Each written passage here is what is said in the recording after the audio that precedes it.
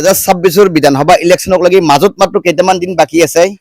মই আজি আছো বৰক্ষেত্ৰী সমষ্টিত আৰু বৰক্ষেত্ৰী সমষ্টিৰ ৰাইজে 2026 অসমত কোন মুখ্যমন্ত্ৰী হোৱাটো বিচাৰে আৰু বৰক্ষেত্ৰী সমষ্টিত কোন বিধায়ক হোৱাটো বিচাৰে বলক অলপ বৰক্ষেত্ৰী ৰাইজৰ পৰা আমি জানো। বাইদেউ 2026 বিধানসভা ইলেকশ্যন আহি আছে ওচৰতে অলপ। আপোনাৰ গাঁওখনৰ নাম কওক প্ৰথমতে। বন্নিবাৰী। আপনি 2026 অসমত কোন মুখ্যমন্ত্ৰী হোৱাটো বিচাৰে? হিমন্ত বিশ্ব শৰ্মা। আৰু আপোনাৰ সমষ্টি বৰক্ষেত্ৰী সমষ্টি পৰে। এই বৰক্ষেত্ৰী সমষ্টিত আপনি কোন বিধায়ক হোৱাটো বিচাৰে? নাৰায়ণ ডেকা। যোৱাবাৰ কোন বিধায়ক আছিল আমাৰ এতিয়া আপোনাৰ বৰক্ষেত্ৰী সমষ্টিত?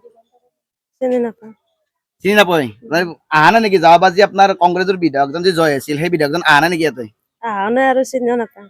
আৰু নাৰায়ণ ডেকাক যে আপুনি ভাল পায়, কি কাৰণত নাৰায়ণ ডেকাক ইমান ভাল পায়? মন্দিৰ অৰুণোদয় চব দিছে। অৰুণোদয় পাইছে আপুনি? পাইছো। আৰু এই মহিলা উদ্যমিতা আঁচনি যি মাজতে যি হিমন্ত বিশ্ব শৰ্মা আহিছিল সেইটো পাইছে নেকি? ঘৰো পাইছে নেকি? এবাৰ পাব? বিজেপি চৰকাৰক অনুৰোধ কৰিম যাতে সেইটো ঘৰটো দিয়ে আৰু এইবাৰ। বাইদেউ আপুনি 2026 মানে অসমত মুখ্যমন্ত্ৰী হোৱাটো কাক বিচাৰে? হিমন্ত বিশ্ব শৰ্মাকে বিচাৰো। হিমন্ত বিশ্ব শৰ্মা অলপ ডাঙৰকে কওক, তেতিয়া হিমন্ত বিশ্ব শৰ্মা ডাঙৰে শুনা পাব। হিমন্ত বিশ্ব শৰ্মাকে বিচাৰো। এতিয়া আপোনাৰ যিহেতু বৰক্ষেত্ৰী সমষ্টি, এই বৰক্ষেত্ৰী সমষ্টিত আপুনি কোন বিধায়ক হোৱাটো বিচাৰে? নাৰায়ণ ডেকা।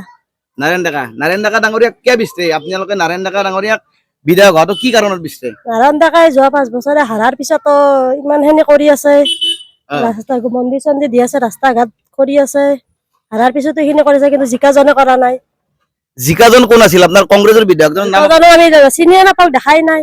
এটা কি নাহে নেকি আপোনাৰ যোনজন মানে যোৱাবাৰ যে কংগ্ৰেছৰ যে বিধায়কজন জয় আছিল সেই বিধায়কজন আহা নাই নেকি? আহা নাই। আপোনালোকে চিনিয়ে নাপায়? তাৰমানে আপুনি বৰক্ষেত্ৰী সমষ্টিত এইবাৰ মানে নাৰায়ণ ডেকা জয় হোৱাটো বিচাৰে? আপুনি অৰুণোদয় আঁচনি পাইছে? পোৱা নাই। মই দাদাক অনুৰোধ কৰিম যাতে অৰুণোদয় আঁচনিটো নেক্সট টাইম দি দিয়ে। আৰু আপোনাৰ কি বুলি কয় মহিলা উদ্যমিতা আঁচনি পাইছো। আৰু কিবা ক'ব নেকি আপোনাৰ?